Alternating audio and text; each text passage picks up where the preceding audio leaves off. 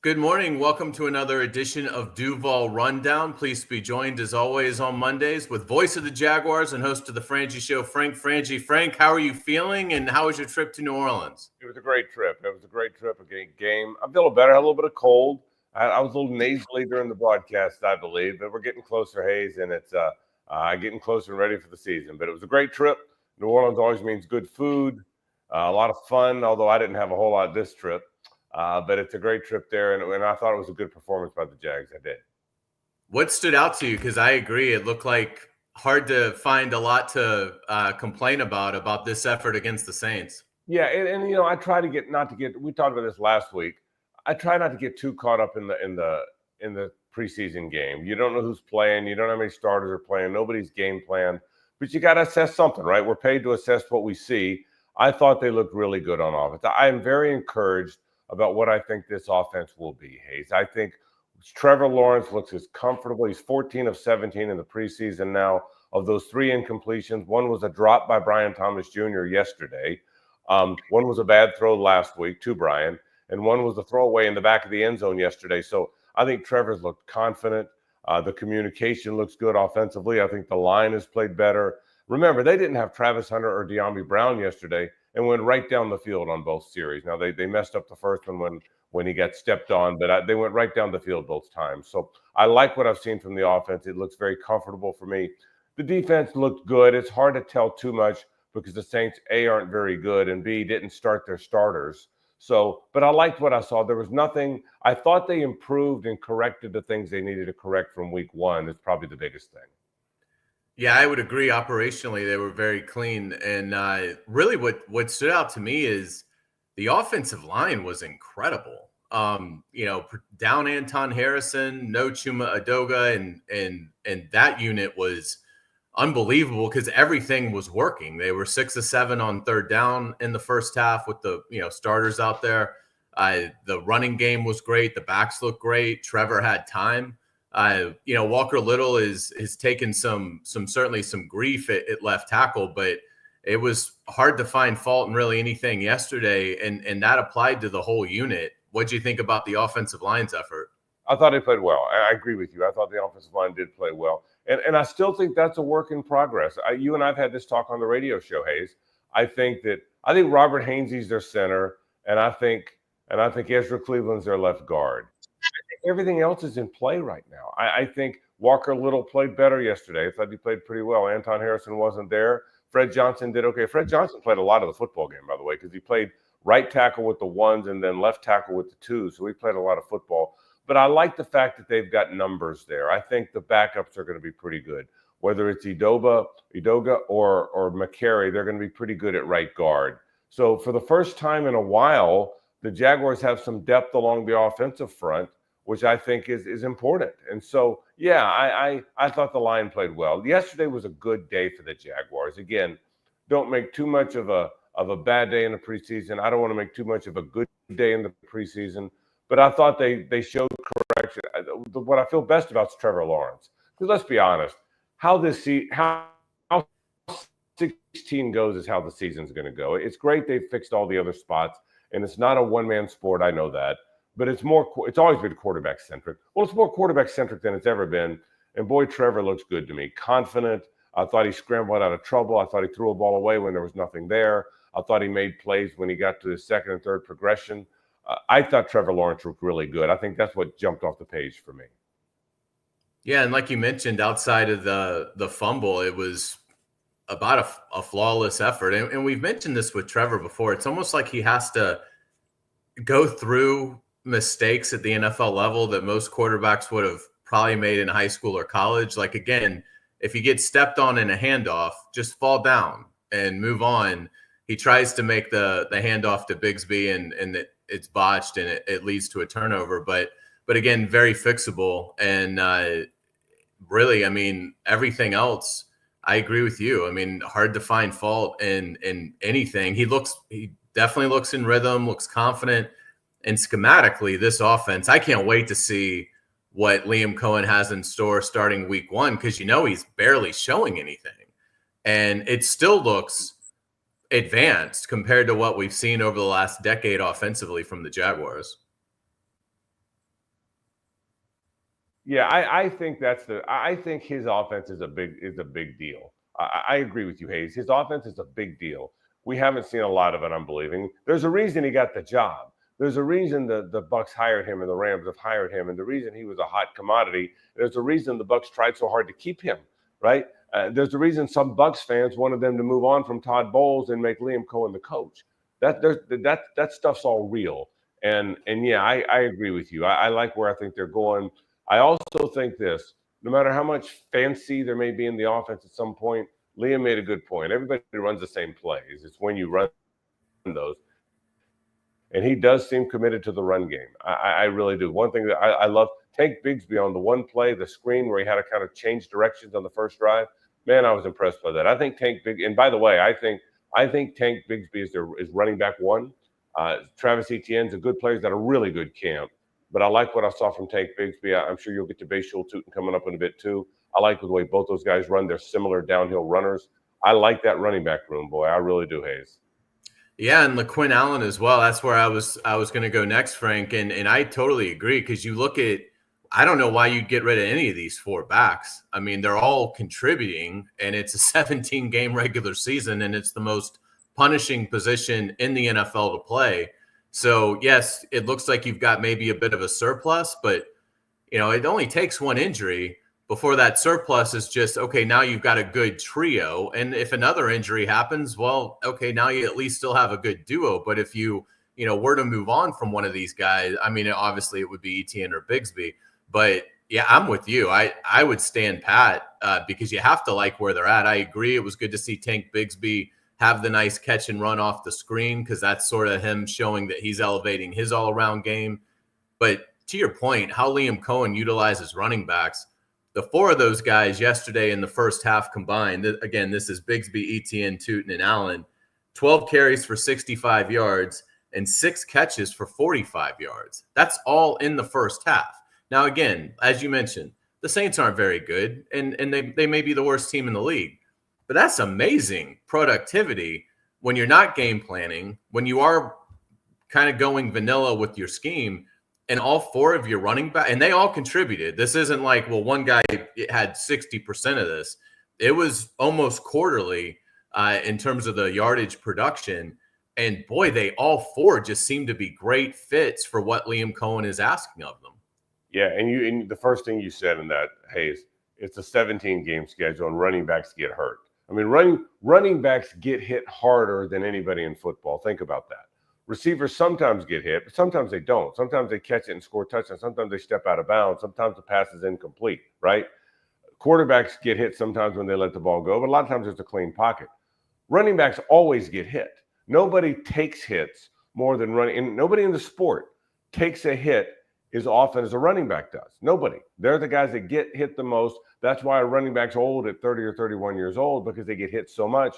So you got four guys. You got the best situation you can have. I mean, you got a downhill runner and an outside runner, third down guy among your veterans, and you've got a downhill runner and a third down back among your rookies, and all four of them are pretty good football players. Yeah, it's a very good situation to be in at running back. And I didn't realize that this offense features Tony Gonzalez and Antonio Gates on it, but hey, that's a nice problem to have. What'd you think of Brenton Strange and Hunter Long yesterday? Well, the Hunter Long catch, I didn't think Nick Mullins should have thrown it. Jeff Lockman and I were talking about it on the broadcast. I didn't think it was there, and he made a magnificent leaping catch. Look, I like their skill. I like what they've built offensively. I think there's something there. I truly believe that, Hayes. I think they've built something special offensively. If Brenton Strange can be what he looks like he is, and Parker Washington, who is having a fantastic camp and scored a touchdown yesterday on a fantastic game, in addition to Brian Thomas Jr. and De'Ami Brown and Travis Hunter, two of whom didn't even play yesterday, the weapons, the skill on offense is really good. I've been telling you this. I think this is the top 10, top 12 offense this year. I hope the defense is as good as it needs to be to keep up, but I love what I think they're going to have on offense. I do. One more thing about yesterday, and then I want to get your thoughts on the trade that was made last night. But the other takeaway that I have from the Saints game is it was the culmination of what was sort of a difficult week for the Jaguars. And it was our first opportunity to really see Liam Cohen deal with some adversity in terms of the on-field product.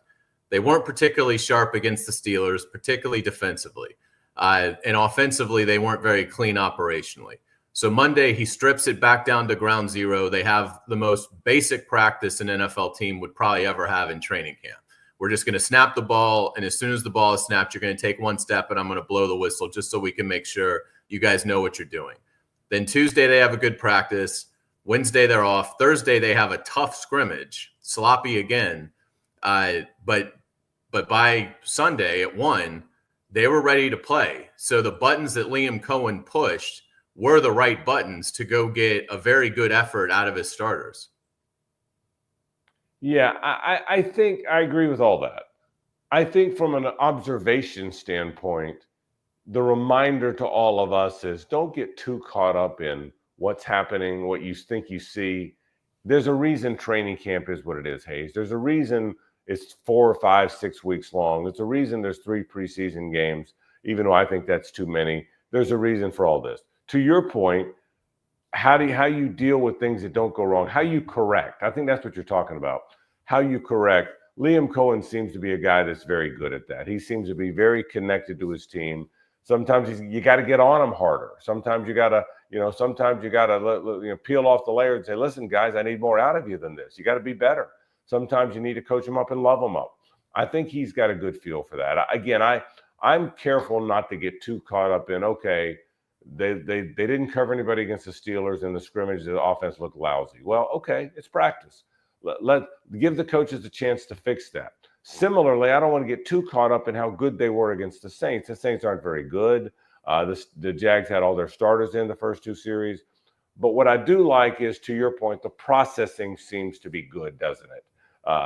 Whatever happens on day 1, do a good job on managing it in day 2, whether you're loving them up because they weren't so good, whether you're getting on their butt because they didn't work hard enough, or whether you're calming them down because everything went well. The processing seems to be very good with this guy. I agree with that.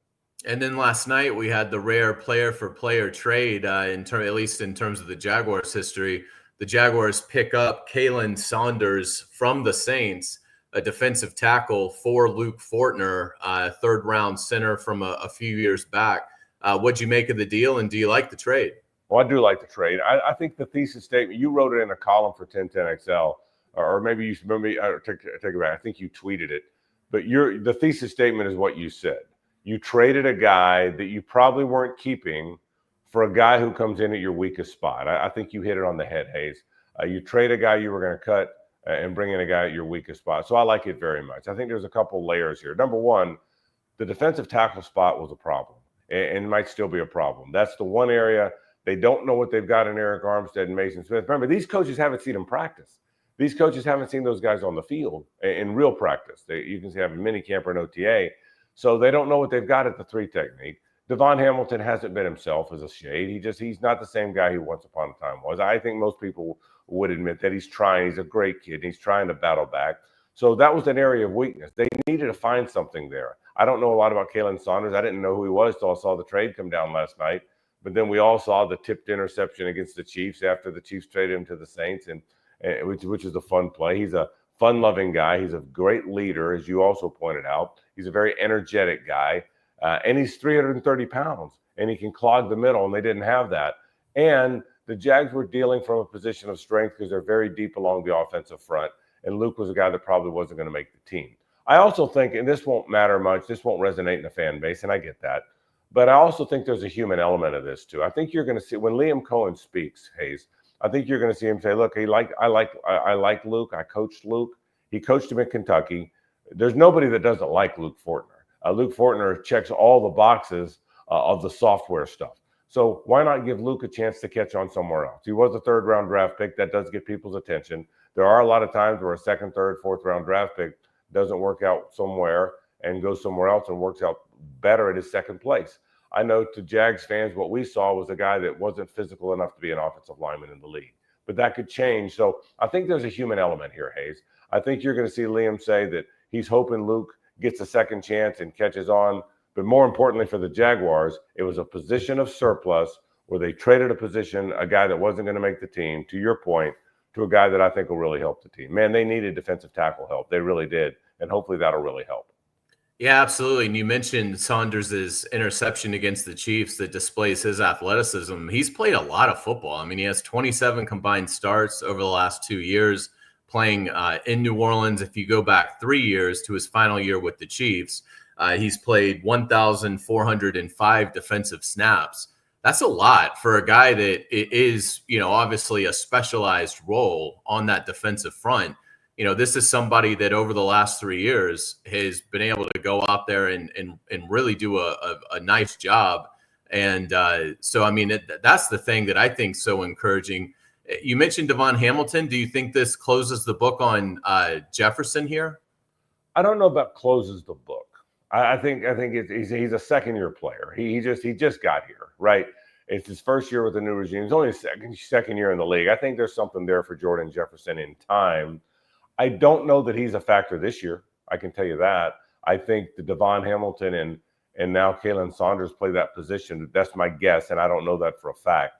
But so I think it's too early to close the book on a guy you drafted 14 months ago. I won't say closes the book.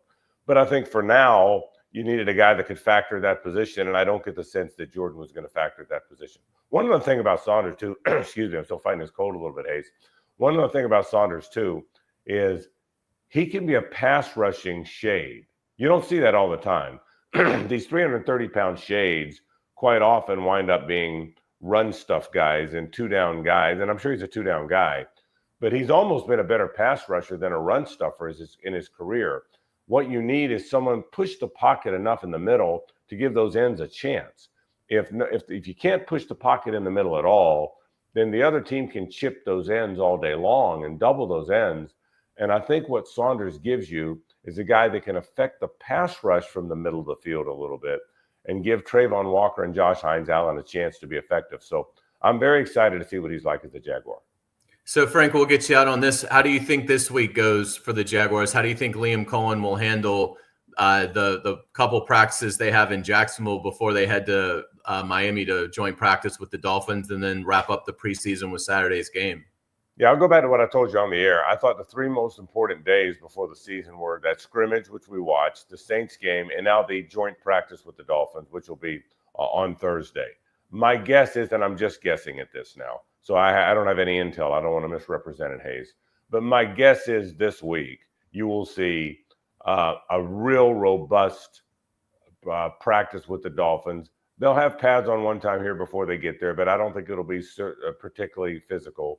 I think it'll be very physical with the Dolphins. That's their last chance to really hit before the season. And then after that, they'll make a decision. I now would be surprised if you see Trevor Lawrence and the starters in the game on Saturday.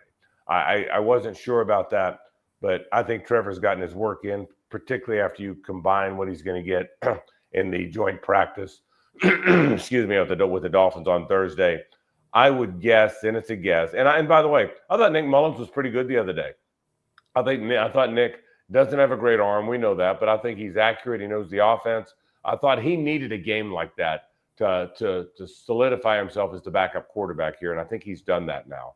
So I wouldn't be surprised if this is a Johnny Wolford, Seth Hedigan game, maybe a little bit of Mullins. But my guess is, and again, I want to be clear, I'm guessing at this, but my guess is a very physical joint practice with the Miami Dolphins on Thursday and not so much in the game on Saturday. That'd be my guess. Great stuff, Frank. We certainly appreciate it. I'll look forward to seeing you later this afternoon for the Frangie Show. All right, Hayes. Thanks, buddy. See you soon. All right. Thank you guys for watching Duval Rundown. We will be back on Friday with Rick Ballou. Until then, that's going to do it. Thanks so much. Have a great day.